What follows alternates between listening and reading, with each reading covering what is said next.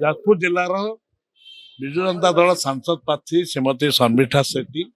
ଏବଂ ବଡ଼ଚଣାର ବିଜୁ ଜନତା ଦଳ ବିଧାୟକ ପ୍ରାର୍ଥୀ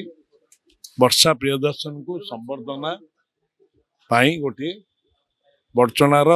ସବୁ ଦଳର ଆମ ଦଳର ପଦାଧିକାରୀ ମାନଙ୍କର ବୈଠକ ଗୋଟିଏ ହେଇଥିଲା। ଏଥିରେ ସଂଗଠନ ଆମର ଯୋଉ ବଡ଼ଚଣାର ଆମର ଅରବିନ୍ଦ ସାମଲ ଯିଏ ବଡ଼ଚଣା ପଞ୍ଚାୟତ ସମିତିର ଅଧ୍ୟକ୍ଷ ବିଜୁ ଜନତା ଦଳର ଅଧ୍ୟକ୍ଷ ସିଏ ଅଧ୍ୟକ୍ଷତା କରିଥିଲେ। ଉପସ୍ଥିତ ଥିଲେ ଆମର ଶ୍ରୀ ଜନ୍ମେଜୟ ଲେଙ୍କା ଯିଏ ଦଳର ସାଧାରଣ ସମ୍ପାଦକ ଉଭୟ ପ୍ରାର୍ଥୀ ଥିଲେ ଏବଂ ମିନତୀ ହରିଚନ୍ଦନ ଯିଏ ଆମର ଯିଏ ହଉଛନ୍ତି ପଞ୍ଚାୟତ ସମିତିର ଚେୟାରମ୍ୟାନ ସିଏ ଏବଂ ଜିଲ୍ଲା ପରିଷଦ ଜୋନ୍ର ବିଭିନ୍ନ ସଦସ୍ୟ ମାନେ ଏବଂ ଦଳର ଆଗୁଆ ଧାଡ଼ିର ନେତୃବୃନ୍ଦ ସବୁ ଥିଲେ। ସମ୍ବର୍ଦ୍ଧନା ସଭାରେ ଏକଥା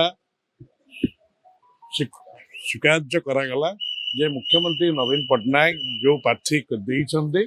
ତାଙ୍କୁ ଦୃଢ ଭାବରେ ସମର୍ଥନ କରି ଜୟଯୁକ୍ତ କରିବା ପାଇଁ ସମସ୍ତେ ସଂକଳ୍ପବଦ୍ଧ ହେଲେ। ଉଭୟ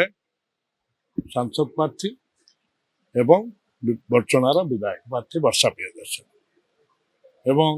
ନିଜ ନିଜ ଭିତରେ ମନାନ୍ତର ବୋଲି ଦଳ ପାଇଁ ଏକଜୁଟ ହୋଇ କାମ କରିବା ପାଇଁ ସମସ୍ତେ ସଂକଳ୍ପବଦ୍ଧ ହେଲେ। କାରଣ ବଡ଼ଚଣା ମାଟି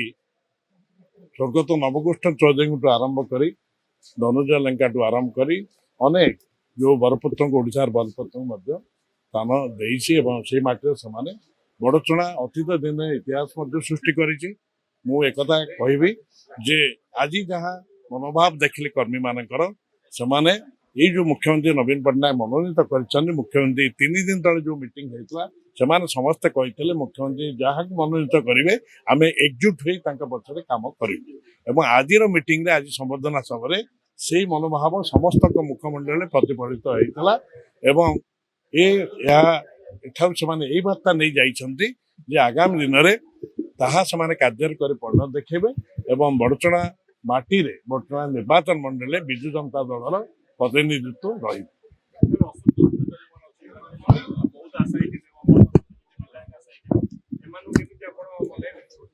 ମୁଁ ଗୋଟିଏ କଥା କହୁଛି ଯେ 3 ଦିନ ତଳେ ଯୋଉ ମିଟିଂ ହେଇଥିଲା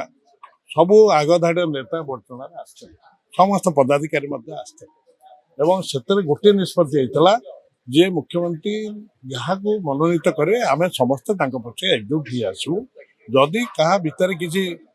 ମତାନ୍ତର ବା ମନାନ୍ତର ଅଛି ତାହା ନିଶ୍ଚିତ ଭାବରେ